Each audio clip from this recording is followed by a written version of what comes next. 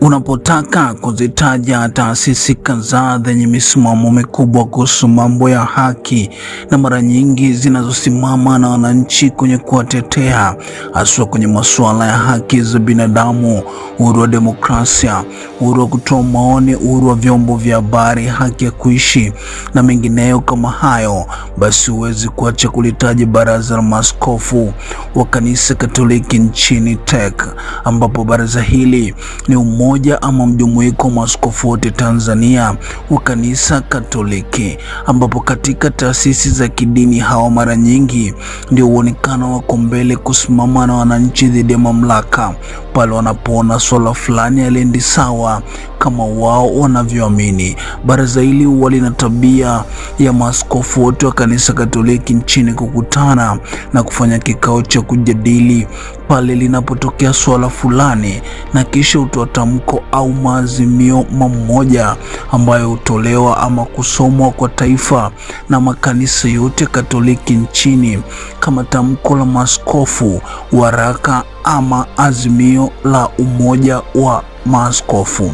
Mara zote TEC wamesifika kuwa na misimamo, kusema jambo bila kupindapinda, hata kama ni jambo zito na linaloweza kupokelewa na mamlaka bila tabasamu. TEC waliwahi toa baadhi ya matamko mazito dhidi ya mamlaka Tanzania chini ya Mheshimiwa Rais Samia Suluhu Hassan bila hofu, ikiwa ni pamoja na kushauri Lissu achiwe ama kesi yake ipelekwe upesi bila ujanja wa kuchelewesha mahakamani kutumika. Waliwahi toa kauli kuhusu uchaguzi mkuu wa 2025 wakisema ukuwa wa haki kama wasimamizi wa kimataifa walivyotoa ripoti. Vyama vya upinzani vilinyimwa fursa stahiki kushiriki, tume kutokuwa huru, kura kuibiwa na matokeo kuchakachuliwa. Pia walilaani matukio ghasia na mauaji yaliyotokea kipindi cha uchaguzi na kutaka mamlaka kutangaza idadi halisi ya vifo vilivyotokea, kutoa miili kwa familia au kufanya maziko ya pamoja ya kitaifa. Vile walikemea na kuhoji kuhusu matukio ya watu kutekwa, kuuawa na hata jeshi la polisi kutumia nguvu dhidi ya wananchi. Hayo ni baadhi, lakini TEC wamewahi toa matamko mengi, lakini waliwahi ongea na kulaani vitendo vya mapadri wao kutekwa, kutishwa na hata lile kubwa la jaribio la kuuawa kwa katibu wao wa baraza hili, Padri Kitima, baada ya kuvamiwa na kupigwa na kitu kizito kichwani, kitendo kilichopelekea kuwa na hali mbaya na kulazwa kwa muda. Pia tukumbuke baraza hili limewahi toa matamko yanayohimiza na kutaka haki ya kidemokrasia kwenye siasa nchini, kiasi cha kufikia siku moja Mheshimiwa Rais Samia Suluhu Hassan kuwapa onyo, akisema anashangaa kuna taasisi za dini kazi yao kila siku ni kutoa matamko kama wanaongoza serikali, akiwakumbusha kazi yao ni kuongoza waumini kiroho na sio kuongoza nchi. Sasa pamoja na hayo yote, hatimaye baraza hilo la maaskofu Katoliki nchini TEC limefika Ikulu Chamwino Dodoma na kufanya mazungumzo na Mheshimiwa Rais Samia Suluhu Hassan, kitu ambacho kutokana na misimamo yao wapo walioshangaa, lakini wapo waliosema kataa maneno usikatae wito, ama huenda baraza hili limepeleka maoni ama mapendekezo yao kwa Mheshimiwa Rais ya kudai haki na hayo mengine waliokuwa wakionekana kuyasimamia mara zote.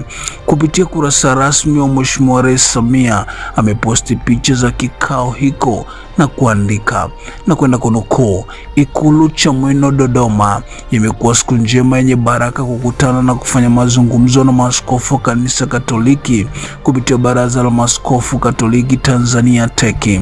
Tumezungumzia masuala mbalimbali ya kitaifa yakiwemo amani, mshikamano, maendeleo na nafasi ya viongozi wa dini katika kujenga jamii yenye maadili na uwajibikaji. Nimewashukuru maaskofu kwa mazungumzo haya yenye tija na nimewahakikishia dhamira yangu ya kuendelea kushauriana na kushirikiana na viongozi wa dini na makundi mbalimbali katika masuala muhimu yanayojenga mustakabali wa taifa letu. Hayo ndiyo aliyoandika Mheshimiwa Rais Samia Suluhu Hassan. Mtazamaji wa Mseto Media, kwenye mazungumzo hayo tumemwona pia rais wa baraza hilo la maaskofu Tanzania, lakini pia katibu wa baraza hilo na wajumbe wengine ambao ni maaskofu. Baada ya kikao hiki kuonekana, wapo waliosema Mheshimiwa Rais amewaita akitaka kuwasikiliza maoni yao kufuatia mchakato wa maridhiano ya kisiasa ambao ameahidi kutekeleza. Wapo wengine walioshangaa maaskofu wao kufanya mazungumzo wakidai utawala wa sheria, haki na uhuru nchini bado vimeminywa, lakini wapo wanaosema baraza hilo lina watu wenye akili kubwa na komavu, hivyo kufika kwao Ikulu hakuyumbishi misimamo yao wala kubadilisha kile wanachokisimamia na kukiamini, bali huenda wamepeleka maoni na ushauri wao kwa kiongozi mkuu wa nchi ili yafanyiwe kazi. Hayo ndiyo yalojiri, japo mpaka sasa TEC ama viongozi wao bado hawajajitokeza na kutoa taarifa yoyote juu ya kukutana na kufanya mazungumzo na Mheshimiwa Rais. Hivyo tuendelee kufuatilia Mseto Media, wakitoa kauli tutakuletea hapa. Je, yapi maoni yako baada ya TEC kukutana na Mheshimiwa Rais? Hakikisha umesubscribe, comment, like na kushare. Mseto Media, we connect everywhere.